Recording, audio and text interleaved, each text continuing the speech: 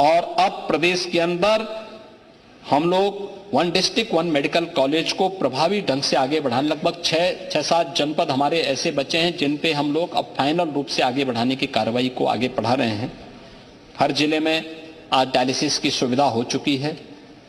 हर जिले में लोगों को ब्लड बैंक की सुविधा और ब्लड एफरेसिस की सुविधा वहां मिल सके, प्लेटलेट्स की सुविधा प्राप्त हो सके, यह कार्यक्रम भी वहां के आगे बढ़ाया जा रहा है। आयुष्मान भारत में सर्वाधिक गोल्डन कार्ड बनाने वाला राज्य उत्तर प्रदेश है और आयुष्मान कार्ड यानी इसको बनाने वाला तो है ही, साथ साथ जिन लोगों के आयुष्मान कार्ड में आच्छादन नहीं थे उन लोगों के लिए मुख्यमंत्री जन आरोग्य योजना में भी उन्हें आच्छादित करने का काम किया है। एमबीबीएस की सीट को अगर आप देखेंगे तो जो 17 में 1990 थी, आज वो बढ़कर के 5250 हुई है। निजी मेडिकल कॉलेजेज में सीट की संख्या 2550 से बढ़ के 6550 हुई है। राजकीय क्षेत्र में पीजी सीट्स की संख्या 2017 में जो 741 थी, आज वो बढ़कर के 1871 हुई है और निजी क्षेत्र के मेडिकल कॉलेजेज में 17 की तुलना में 480 से बढ़कर के 2100 हुई है।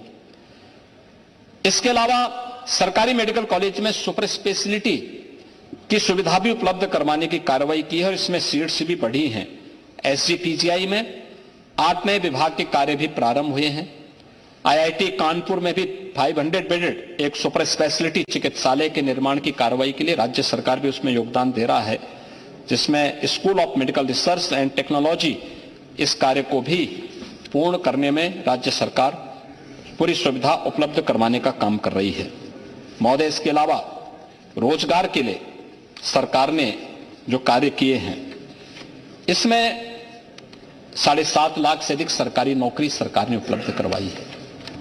आप पेपर लीक की बात कर रहे थे, आपके समय में तो उत्तर प्रदेश लोक सेवा आयोग रहा हो या अधीनस्थ सेवा चयन आयोग या उत्तर प्रदेश शिक्षा आयोग, माध्यमिक या उच्च शिक्षा आयोग, ये सभी में ही घुन लग चुका था। इन आयोगों की या इन बोर्डों की छवि क्या थी और प्राइवेट लिमिटेड कंपनी के रूप में काम करती थी। लेकिन आज पारदर्शी तरीके से नियुक्ति की प्रक्रिया को न केवल आगे बढ़ाया जा रहा है बल्कि नकल माफिया की कमर भी तोड़ी जा रही है और नकल माफिया की कमर तोड़ते हुए युवाओं के जीवन के साथ खिलवाड़ करने वालों की संपत्ति कुर्क करने, जब्त करने और उन्हें आजीवन कारावास की सजा उपलब्ध करवाने के लिए सरकार पूरी प्रतिबद्धता के साथ कार्य कर रही है।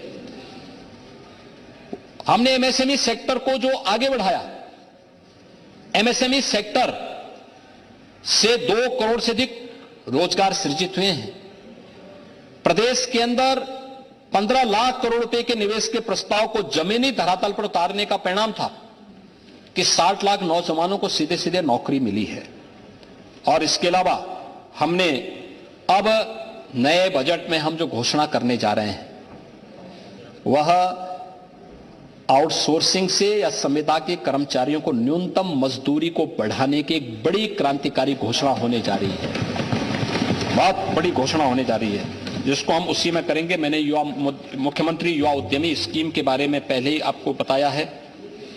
इसके अलावा प्रदेश के अंदर आज जो हमारे पास जो चीजें आई हैं, इसमें बहुत सारी चीजों को हम लोगों ने, मैं पहले भी इसका उल्लेख कर चुका हूं और महोदय इसका परिणाम क्या है, यानी रिजल्ट आज हम सबके सामने है और वह यह कि पिछले जो महामहिम राज्यपाल जी ने अभिभाषण में उल्लेख भी किया है, जो उन्होंने इस बारे में कहा कि मेरी सरकार के सुनियोजित प्रयासों, प्रभावी कार्यान्वयन व सतत अनुसरण से उत्तर प्रदेश देश में विभिन्न योजनाओं में प्रथम स्थान पर रहा है। जो आपके समय में पीछे से प्रथम स्थान पर रहता था, आज क्रम से प्रथम स्थान पर उत्तर प्रदेश है। किसमें?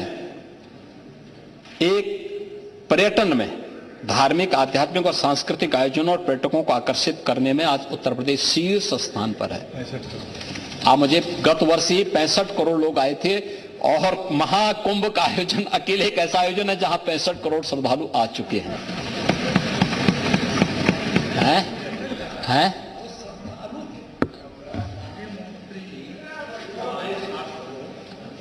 वो थे, धार्मिक आस्था से आए थे, पर्यटक नहीं थे। पांडे जी मुझे बताइए, जो श्रद्धालु आए हैं उत्तर प्रदेश में आए हैं ना, श्रद्धालु उत्तर प्रदेश देश के अंदर पर्यटन के दो आधार हैं। एक पेशेवर पर्यटक होता है और एक श्रद्धालु होता है जो तीर्थ यात्री के रूप में जाता है। हमने श्रद्धालु की बात इसलिए कही है, वह भी एक प्रकार के पर्यटन की सूची, मैंने धार्मिक और आध्यात्मिक कहा है, जब पर्यटन की बात आएगी तो वह भी उसमें गिना जाएगा, क्योंकि वह भी जाएगा तो किसी बस से जाएगा, किसी टैक्सी से जाएगा, किसी ट्रेन से जाएगा, किसी एरोप्लेन से जाएगा, किसी होटल, किसी धर्मशाला, किसी शिविर, किसी व्यवस्था में रहेगा, कहीं खरीदारी करेगा। मैं कल प्रयागराज में था, मैंने एक सज्जन से पूछा, मैंने कहा भैया कहां से आए हैं?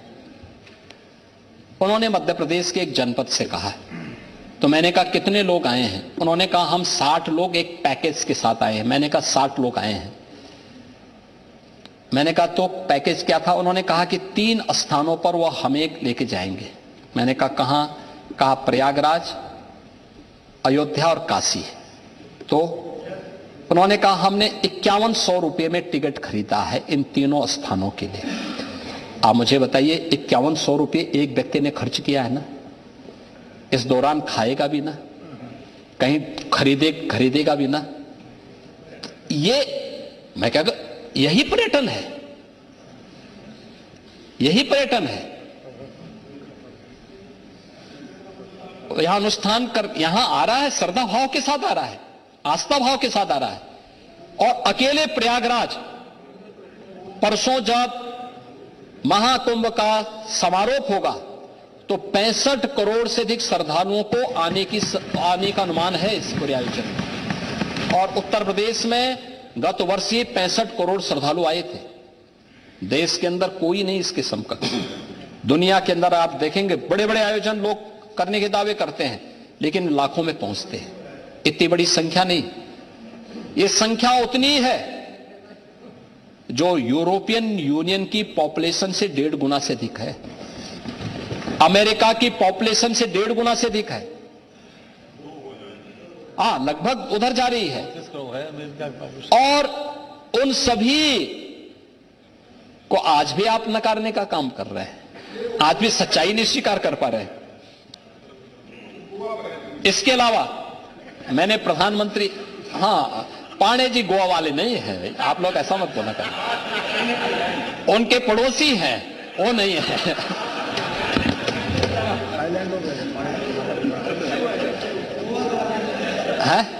गोवा राजे महाराजे जाते हैं, आपके बगल वाले ना, वही जिनकी तरफ इशारा कर रहे हैं।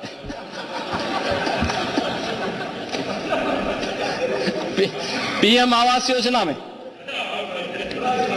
ग्रामीण हो या शहरी, इन स्कीम में उत्तर प्रदेश नंबर 1 पर है। प्रधानमंत्री उज्ज्वला योजना में उत्तर प्रदेश नंबर 1 पर है। पीएम स्वनिधि योजना में उत्तर प्रदेश नंबर 1 पर है। स्वच्छ भारत मिशन में उत्तर प्रदेश नंबर 1 पर है। महिलाओं के प्रति अपराध में सजा दिलाने वाले राज्यों में उत्तर प्रदेश नंबर 1 पर है। ईज ऑफ डूइंग बिजनेस में अचीवर स्टेट के रूप में, एमएसएमई में नंबर 1 पर। प्रधानमंत्री जन धन योजना के अंतर्गत सर्वाधिक खातों में खोलने वाला राज्य उत्तर प्रदेश नंबर 1 पर है। प्रधानमंत्री सुरक्षा बीमा योजना में उत्तर प्रदेश प्रथम स्थान पर। प्रधानमंत्री जीवन ज्योति बीमा योजना उत्तर प्रदेश नंबर 1 पर। अटल पेंशन योजना उत्तर प्रदेश प्रथम स्थान पर। और इसके अलावा उत्तर प्रदेश कृषि निवेश पर किसानों को दे अनुदान, इसमें भी उत्तर प्रदेश नंबर 1 पर। गन्ना और चीनी उत्पादन, आम उत्पादन, दुग्ध उत्पादन, आलू उत्पादन, शीरा उत्पादन, इसमें उत्तर प्रदेश लगातार नंबर 1 स्थान पर। इथेनॉल उत्पादन में नंबर 1 स्थान पर। गवर्नमेंट ई मार्केट यानी जेम पोर्टल पर सर्वाधिक सरकारी क्रय करने वाला राज्य उत्तर प्रदेश पहले स्थान पर। और वृक्षारोपण में भी उत्तर प्रदेश नंबर 1 स्थान पर। इसके अलावा अन्य राष्ट्रीय शिक्षा नीति के क्रियान्वयन पे कौशल विकास नीति को के अंतर्गत कार्य करने में उत्तर प्रदेश नंबर 1 स्थान पर। ये सभी कार्यक्रमों में उत्तर प्रदेश आज अग्रणी राज्यों में आज खड़ा है और मैं इसीलिए आप चर्चा करेंगे, अनेक बातों की चर्चा करेंगे। आपके समय में उत्तर प्रदेश क्यों पिछड़ा था और आज उत्तर प्रदेश उतनी तेजी के साथ आगे बढ़ रहा है? उसका कोई कारण तो होगा और उसमें मैं आपसे केवल एक बात कहना चाहूंगा कि समस्या के बारे में सोचने से, एक चिंतक ने बहुत अच्छी बात कही कि समस्या के बारे में सोचने पर बहाने मिलते हैं, समाधान के बारे में सोचने पर रास्ते मिलते हैं। जिंदगी आसान नहीं है, बस खुद को मजबूत बनाना पड़ता है। उत्तम समय कभी नहीं आता, समय को उत्तम बनाना पड़ता है। और डबल इंजन की सरकार ने समय को उत्तम बनाया है। हां, इसीलिए कह रहे हैं ना, क्योंकि इसीलिए तो 5 साल सफलतापूर्वक चलाने के बाद भी फिर से थंबिंग मेजॉरिटी के साथ आए हैं और 27 में फिर से आएंगे।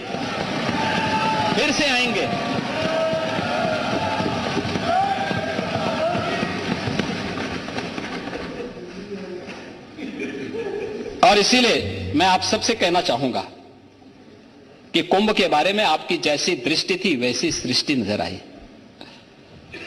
हम लोग तो कुंभ के संदेश को एकता के संदेश के रूप में देखते हैं और महाकुंभ ने साबित किया है जो भारतीय ऋषि की दृष्टि थी कि एकम सद विप्रा बहुधा वदन्ति। यह यानी सत्य एक है, देखने की दृष्टि भले ही लोगों की अलग अलग हो सकती है और सत्य वह है ये कि सनातन धर्म शाश्वत है और शाश्वत रहेगा। एकता का वह संदेश महाकुंभ ने दे दिया है। मैं फिर से आपसे कहूंगा कि आपका विघटन करना, तोड़ना, ये सभी षड्यंत्र बेनकाब साबित हुए हैं, आगे भी होंगे। लेकिन मैं आपसे एक बात का अनुरोध जरूर करूंगा, कुंभ के संदेश से कुछ तो सीखें। और एक ही संदेश है कि साथ साथ चलने से ही विकास होगा, साथ साथ चलने से ही विकास होने वाला है। और ये कुंभ का सबसे बड़ा संदेश है और उस संदेश को अगर हम अंगीकार कर सकेंगे तो बहुत कुछ कह पाएंगे, बहुत कुछ कर पाएंगे। महामहिम राज्यपाल जी का यह भाषण उन्हीं बातों को प्रतिनिधित्व करता है। मैं उन सभी माननीय सदस्यों के प्रति हृदय से धन्यवाद करता हूं जिन्होंने इस पूरी चर्चा में भाग लेकर के इसका हिस्सा बने हैं और मैं माननीय सदन से इस बारे में अनुरोध करूंगा कि हम सब आभार व्यक्त करें। उस दिन आप लोगों से कुछ गलती भी हो गई है तो उसके प्रति पश्चाताप करते हुए हम एक स्वर से, संवेद स्वर से, संवेद सदन को संबोधित करने के लिए माननीय राज्यपाल आई थी। अब संवेद सदन के द्वारा, संवेद सदन तो नहीं लेकिन इस सदन के द्वारा, इस माननीय सदन के द्वारा एक स्वर से, संवेद स्वर से, इस सदन का संवेद स्वर आभार और धन्यवाद ज्ञापित करने का होना चाहिए और इसमें हम आपके सहयोग की अपेक्षा करेंगे। धन्यवाद।